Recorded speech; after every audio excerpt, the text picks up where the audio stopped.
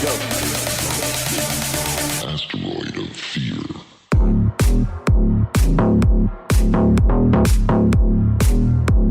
Hey guys, welcome to another episode of the Men of the House podcast.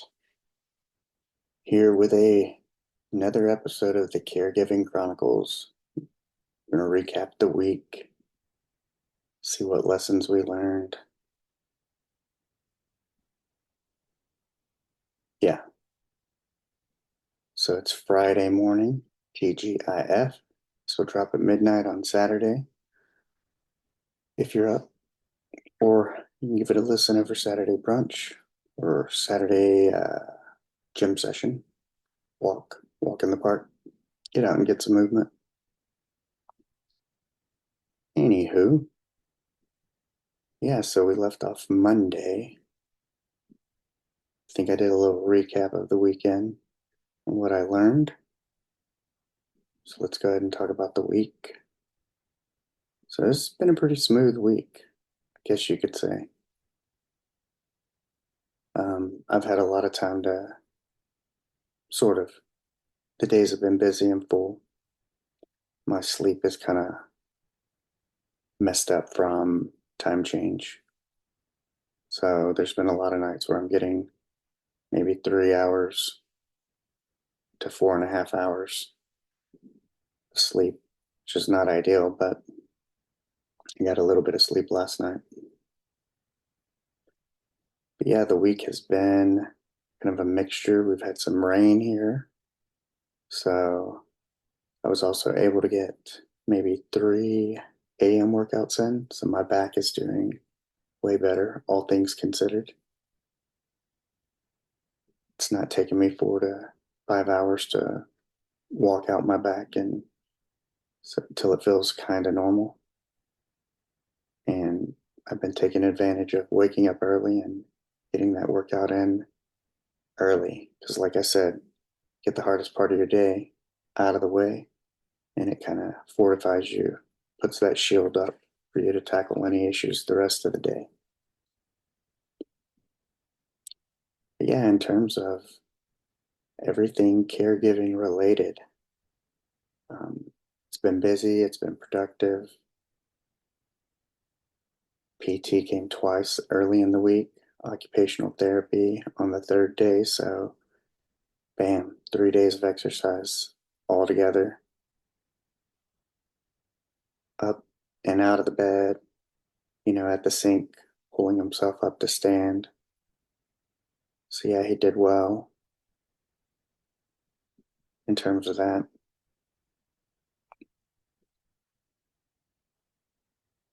But I got to, I think spend some time with my daughter in terms of I've been able to take her to school a couple of days, maybe this week, or pick her up. And that's kind of been nice. And then my wife hasn't been overly busy, so I've had the opportunity some mornings to go out and get some stuff done.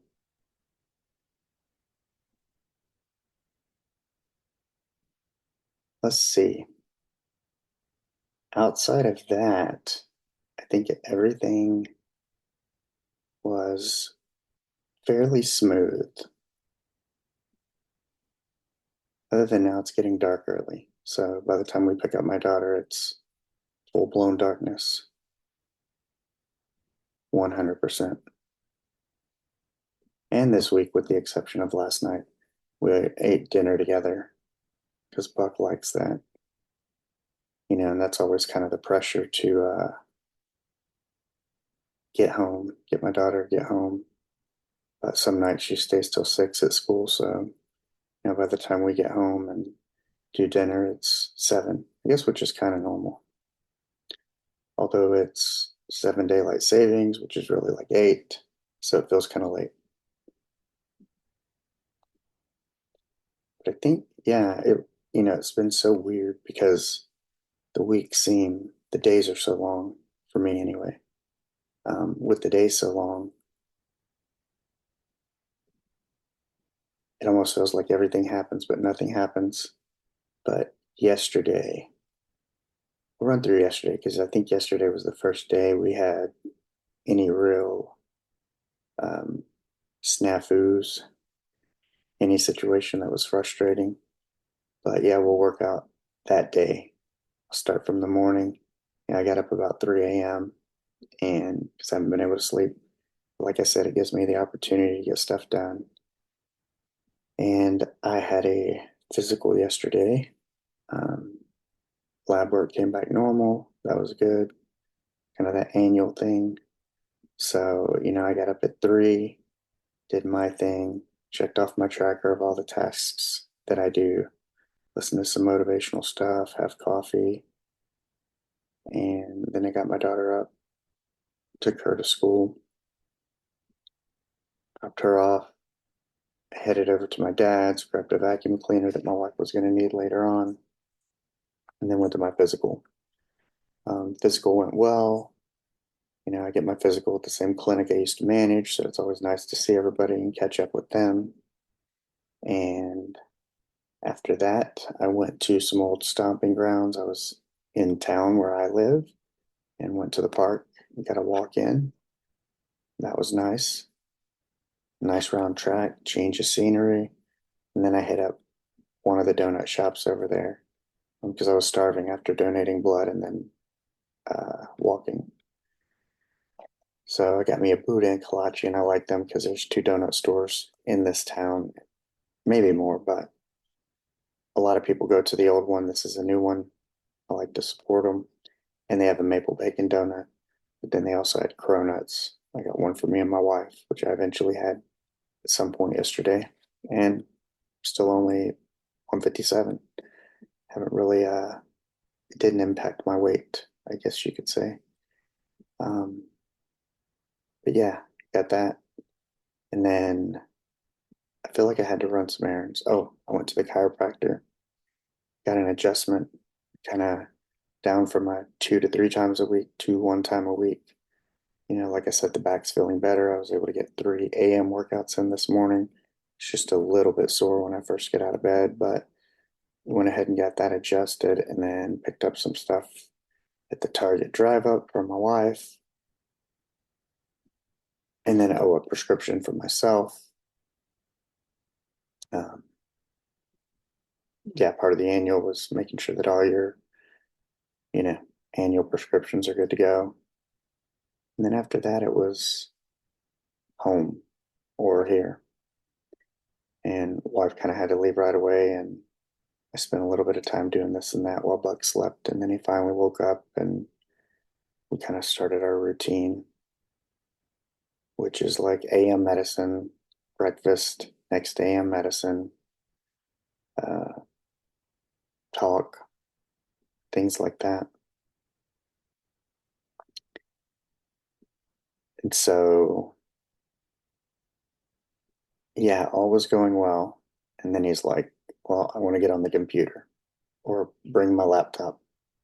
Now he has a computer, but every time you sign in, it says, kind of gives you these warnings like saying you may be a victim of counterfeiting, like somebody installed a maybe unpaid counterfeited version of Windows on his computer.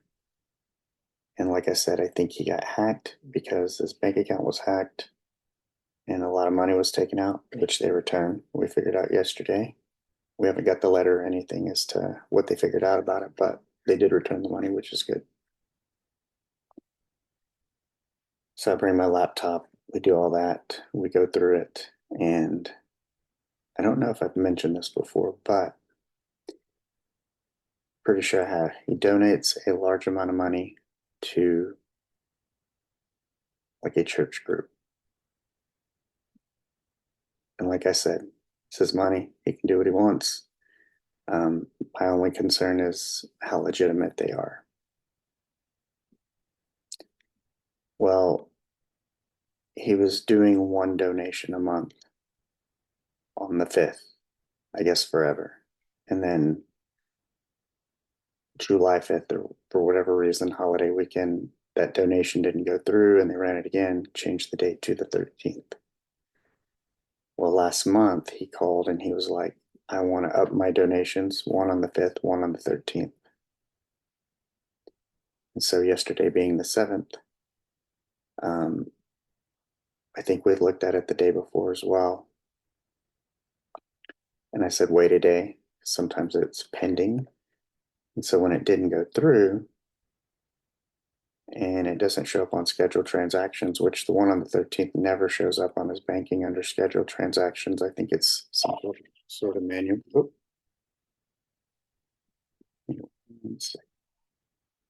Oh, and we are back again, rejecting scam phone calls. So we were just talking about scams.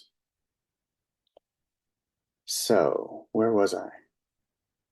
Thinking, all right. So yeah, when those donations didn't go out, and it doesn't show up under scheduled, he gets frazzled.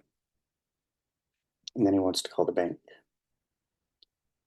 So then he calls the bank and he misdials numbers. I can hear it on the other side. I dial it for him. Then he gets frustrated because the automatic system, and I think maybe he thinks it's real, and they just keep asking him questions. And, if anyone's dealt with this, it's like just say representative and wait until they get you a representative, no matter how many questions they ask. And he kept like talking to him like they were a person, and it just kept going on and on. And finally, like gave up. And then I was like, oh, okay, I'll take care of this. And I convinced him to let me help him, sort of. And initially, I was going to call on my phone. It has speakerphone on the cell phone, and I could help him. But uh,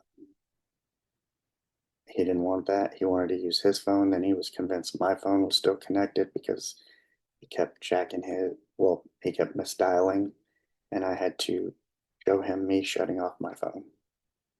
Yeah, it was wild, almost like a little kid. And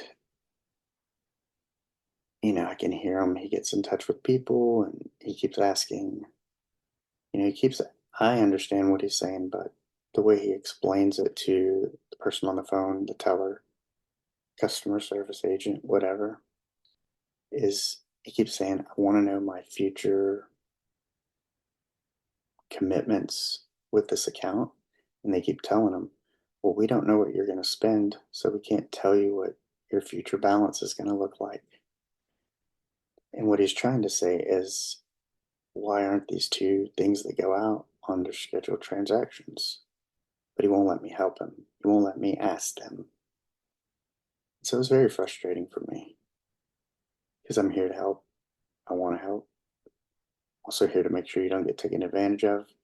And then he reaches a level of frustration where he's like, I'm a 75-year member. I might just shut down my accounts, knowing that's not the thing to do. And so, yeah, it's very difficult. And, again, I want to say I've mentioned that my wife is the one who normally helps him with bills and whatnot. And so he trusts her and she does all this stuff with him and takes him to the bank. And, but unknowingly, I'm the more financially savvy, deal with this kind of stuff person in the relationship or here at the house in this situation. So, yeah, it was very frustrating. And my wife kind of came home in the middle of this. I was texting her because she was kind of on the way and was like, I'll be there. And I'm like, maybe that'll calm him down. And funny to say, she walked in and that was the end of that. And he never brought it up, never thought about it again. It was almost like an episode of sorts. I'm like sitting there going, okay, is it, you know, a non nap? Is it dementia? Is it a UTI? What is it? So then I proceeded to go and run a couple of errands before getting my daughter because, like I said, my daughter stays at school till 6. And we,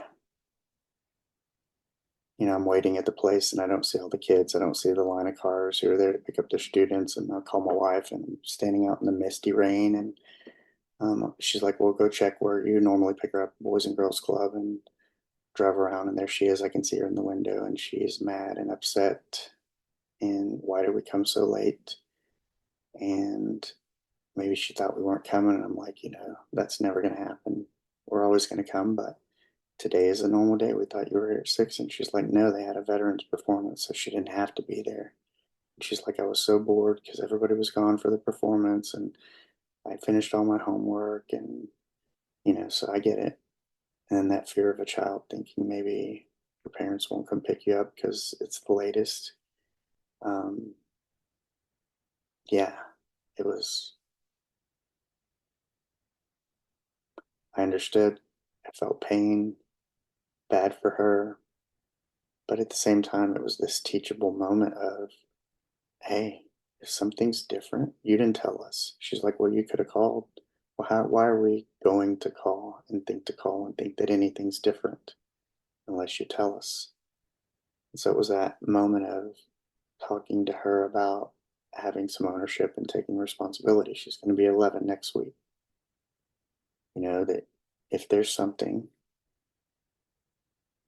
that and something is different about the day every morning, we usually ask her, what time do you want us to pick you up when we drop her off? Unless it's one of these 3 days that she has to be there till 6. And why would we have thought anything was different? So, I told her she's going to have to take responsibility as well and say, I apologize and said sorry, but, if something's different or changed, you have to let us know. It's on you too. And this is not a super serious situation. Nobody got hurt, nobody was in danger to learn this kind of lesson. We proceeded to get her some food because she's always starving by that time. She kind of calmed down, and then my wife kind of brought it up when she walked in, and I forgot to tell my wife, don't bring it up, because she had calmed down, and it kind of reignited that. And so then it was like a whole other process of, that getting it back to normal, and eventually a shower, and man, I was just exhausted by the end of the night mentally, having been up since 3, having such a great morning, and then the afternoon, starting with the bank, and then the pickup fiasco just was a lot. I could feel my vibrations going low. I was like, I'm going to shower, and at some point, I just laid in the bed listening to some motivational YouTube stuff while I fell asleep. But it wasn't without failure. My daughter, she has this thing about people eating and smacking, and sometimes if I have dry lips, dry mouth, I'll like that, and she hates that sound. And so she got upset one last time, and I'm like, look, I can leave the room, but you're in my room. She ended up going to her room and went to sleep because she was tired too. We were all tired. But yeah, that was upsetting too. It's like, come on, like when you feel like you can't do nothing right, even just breathing around your daughter upsets her. Because I keep telling her, it's like, you got YouTube on. Like, how do you pick that out?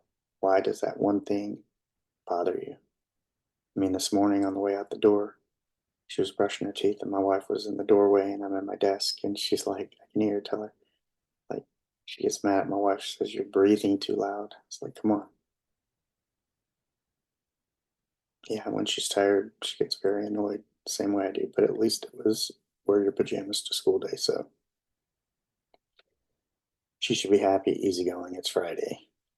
And then my aunt picks her up tomorrow to take her shopping for her birthday, like she does every year, so that's going to be good for her.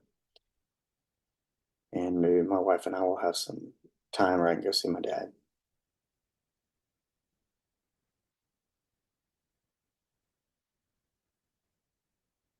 But, what do I learn from this? Oh, yeah, there was something else this week I remember. Um,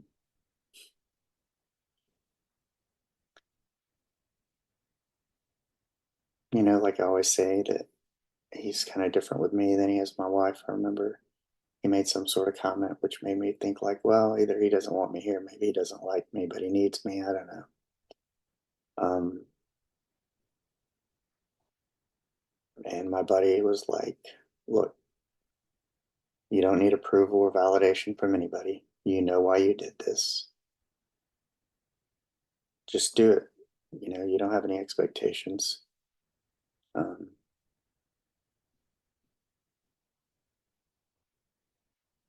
yeah, I'm not looking to prove anything to anyone. I feel like I was asked by God, the universe, hey, is this something you want to do? Regardless of what it looks like, we're not gaining a lot. He's only approved for 16 hours and we're here 24/7. So while that's appealed, it's not like making a lot of money doing this. So it's definitely not for that.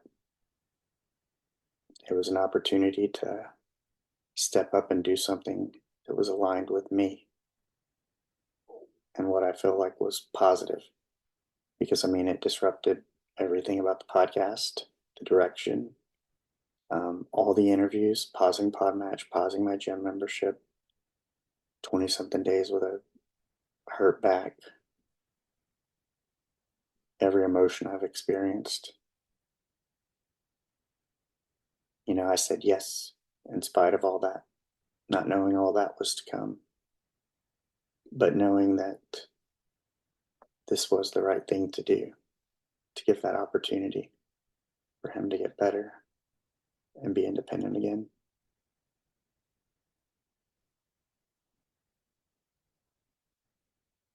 I've always said I can offer you my time. If I had a lot of money, I could offer money. Um, Perhaps one day. I'm sure one day. But time is our most valuable resource, and that's what I'm giving the most of. Time away from the things I love to make this happen for him, and still try to squeeze all the things I love in. But I'm giving him my time. That's my most valuable asset. And normally if somebody's energy was off, or I felt that way, or they were being negative, or hard-headed, even like with the banking thing, won't let me help you. It's like I would just walk away and say, I'm here when you need me as a resource. You can lead a horse to water, but you can't make him drink. You can't force it either. But you can't do that with a child, and you can't do that with an elderly person that depends on you, which sometimes reverts back to that childlike behavior mentality.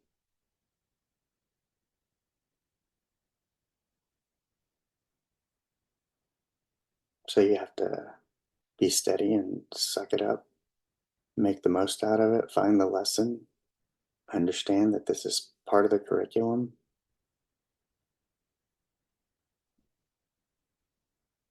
The same way I faced everything else, by sitting through the pain and discomfort, is the same way where I would normally, if it were just an adult my age or 10, 20 years younger, I'd just walk away and say, okay, when you want help, I'm here. But obviously, you're in a different state of mind. But I can't do that here, so I have to remain steady.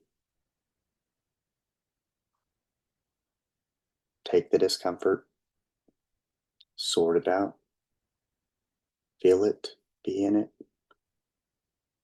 see what's to come from it, find that lesson learned, love, even when you feel slighted sometimes.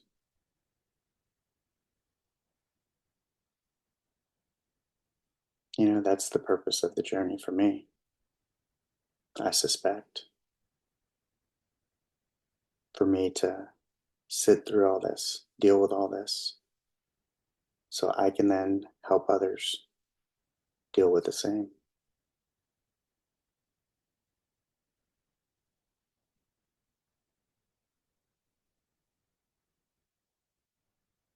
I didn't know what would come from this, but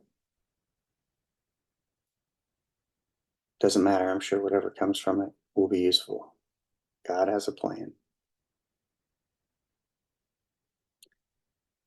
And he goes back, I've seen it this week, and I think I mentioned it earlier in the week.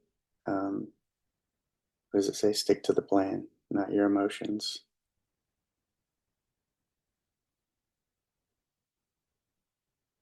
Well, hopefully today, I think it's supposed to rain a little bit, but today will be smooth. My wife's off doing her thing. She's got somebody to tend to for a little bit, and then they're going to go to the bank this afternoon. Because, like I said, he got his money back. He needs to put some more money in there, and all that kind of stuff. Maybe I can take a moment to work out, do a little self love, do some of the things I need to do. Taking a lot of 3 Udemy courses in the queue right now that I'm working on. So, trying to decide what the name of an accountability coaching business is going to be. Because I do have a private accountability group on WhatsApp and Facebook. But yeah, working on that. Could change the name of the podcast, could change the direction of the podcast. Who knows? But this is episode 92, approaching that 100 mark. And while I used to feel kind of excited, now I feel like it's definitely a milestone, but it's kind of like when you hit the 20-mile mark of a marathon, you still got some to go. Then you still got to walk to the car once you cross the finish line. It's still never done. Then you got to make it in the house and shower and all that before you can relax and be comfortable. Yeah. Ugh. As is life, as is business, as is the podcast, when you're going to keep going. It never ends. And that's okay. I don't want it to.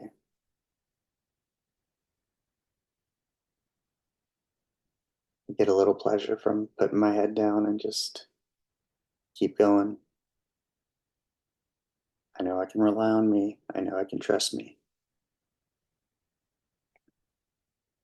I know I have the grit. I know I have what it takes. But yeah. Anywho, I hope you guys have a great weekend. I intend to do the same. Maybe I can spend some time with my daughter because her birthday's this week and fill my cup a little bit. Maybe get ahead on some courses.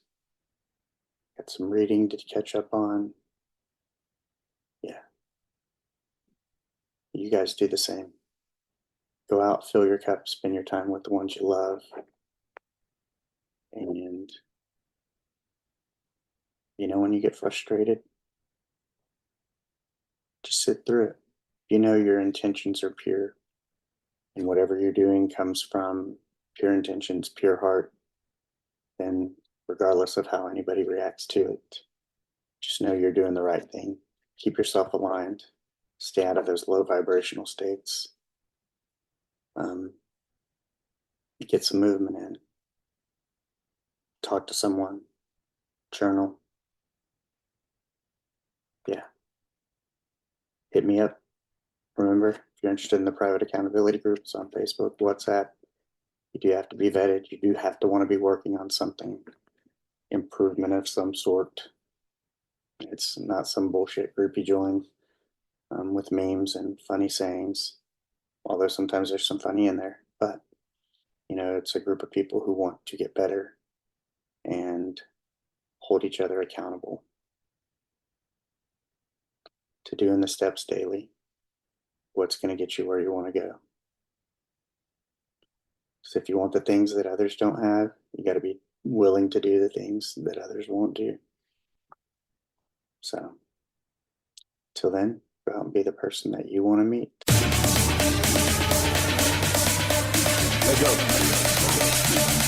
Asteroid of fear.